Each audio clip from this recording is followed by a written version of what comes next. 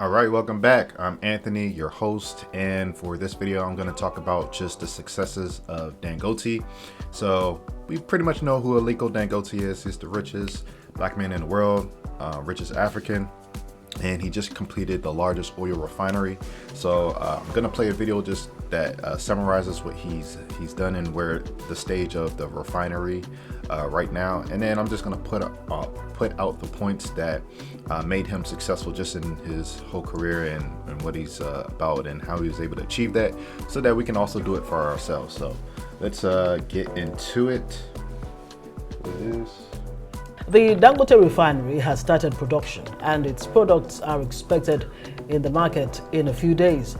The refinery has the capacity to refine 650,000 barrels of crude oil per day. In the past weeks, it had taken delivery of 6 million barrels of crude oil, preparatory to the commencement of production. It is Africa's biggest oil refinery and the world's biggest single train facility. The pipeline infrastructure, the Dangote Petroleum Refinery, is the largest anywhere in the world, with 1,100 kilometers to handle 3 billion standard cubic feet of gas per day. Well, the refinery will meet 100% of the Nigerian requirement of all refined products and also have a surplus of each of the products for export. All right, so there you have it. So I'm just going to get into some points about how he was able to achieve success. We all want to be financially free and just live the lives that we want. And as a business coach myself, I help my clients understand, okay, you need some type of process. You need a way to get from point A to point B without all of the hoopla and all of the noise that a lot of people keep pulling you in different directions. So I'm just going to point out some of the different areas that he was able to execute on and how you can do it in your own life, and whatever journey that you're on, you can do it as well. So the first thing that comes is he started with a vision. So a little background of Dangote: when he was young, to family from northern Nigeria. His uncle or his grandfather was very successful. He was a very successful businessman. He dealt in trades, and when Dangote got to a certain age, he was able to get a loan. I think it was $3,000 from his family. I think it was his uncle. And then from there, he just kept on investing in just his trading business. And then eventually he started thinking about, maybe I should start producing my own products in Nigeria, and then he just kind of blossomed from there. So the first thing you need to start with when it comes to you trying to get to a place of success with a finish line is you need to have some clarity on your vision.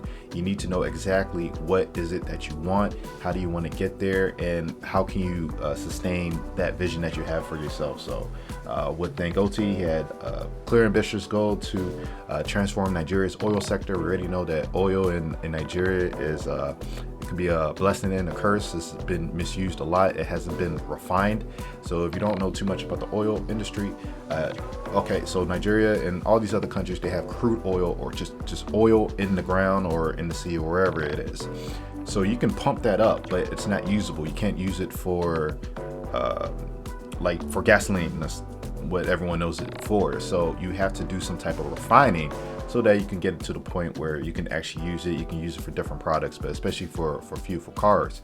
So because of Nigeria's just corruption, lack of investment in the oil refinery game, they have to keep shipping all that raw form of oil to other countries so they can refine it and then ship it back. So it's just it makes no sense. You're just losing money. So starting with just a clear vision for yourself, that's where you want to go.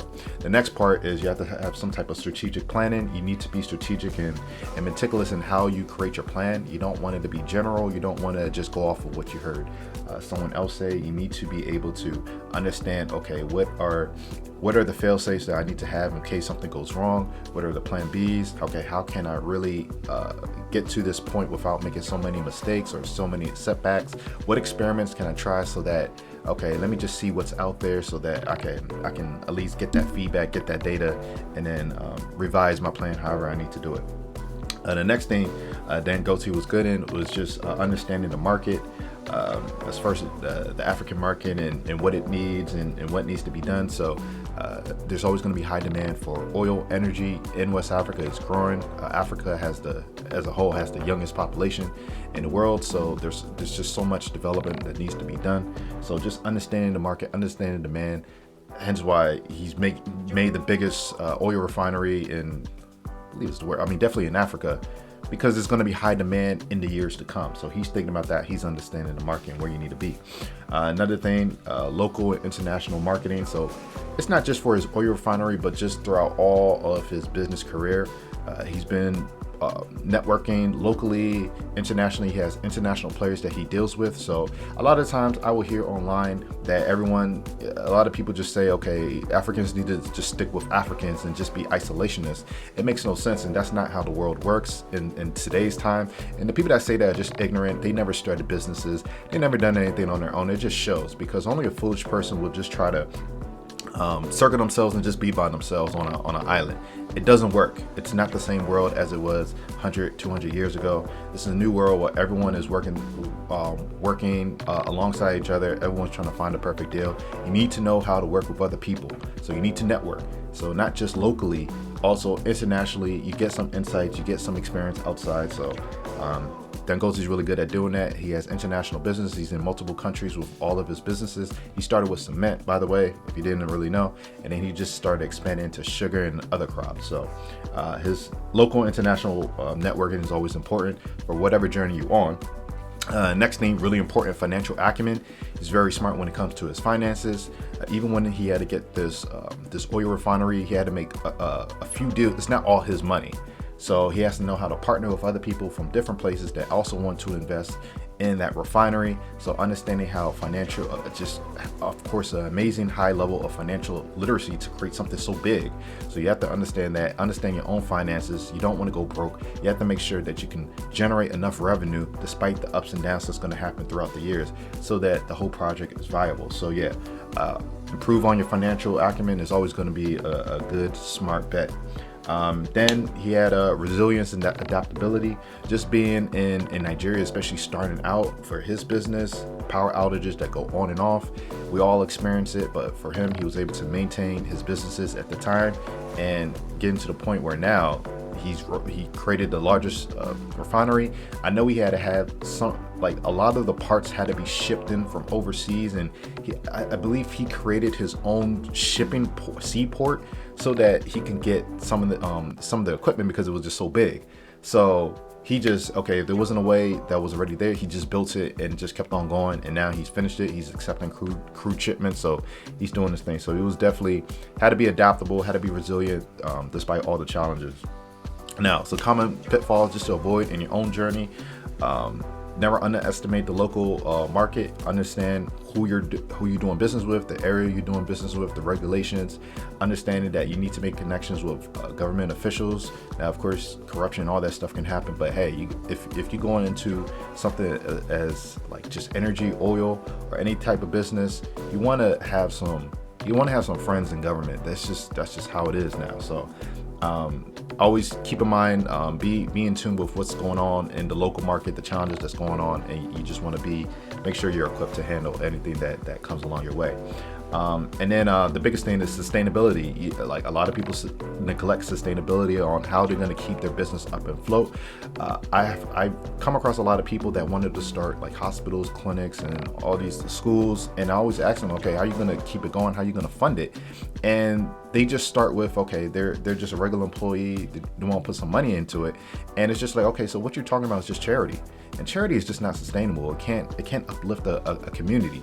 You have to have a legit business model that keeps on going without you always having to pump money in or always asking people for money. So you want to make sure that whatever business idea or whatever you're trying to do in life, I mean, you can apply it to your own life. You want to be sustainable. You want to be consistent in everything that you do. So just to recap, so the factors behind Aliko Dangote's success include, so have a clear vision, do some strategic planning, understand the market very well, network effectively. A lot of people have skills and you could benefit from them, so always be networking. Financial literacy, read books, take courses, listen to podcasts, listen to videos of anyone that's talking about financial literacy. You want to be sharp in that so that no one can take your money. And then just have resilience, because you're always going to have hurdles, but that's just part of the journey. You're always going to make mistakes. You're always going to make your failures. Just get that out the way soon. You just have to go through it. Once you go through it, then it makes you tougher. It makes you more equipped to handle the bigger challenges. And then of course you get the bigger successes. So if Dangote's story inspired you, or you had your own challenges in your own businesses, share your experiences in the comment section. Maybe someone that's watching, that's listening, can actually learn from your mistakes. And we just keep this information just sharing amongst us so that we can all learn and grow. So appreciate you all watching. If you haven't already done so, subscribe to my channel, press the bell if you want to be alerted on new content that I drop. If this video was helpful, then like this video, and of course leave your comments if you have your own experiences so you can share it with other people. And also, if you're on your own personal journey and you're trying to better your life, you feel like your life is unfulfilled, then definitely check out the links in this video's description. I help a lot of people try to get to really financial freedom through the ways of entrepreneurship and business. There's a way that you can go about it. There's certain steps that you need to take, and that's what I'm here for, so that I can see more West Africans doing their thing and be able to travel back and forth whenever they want to. So till the next video, I'll catch you later.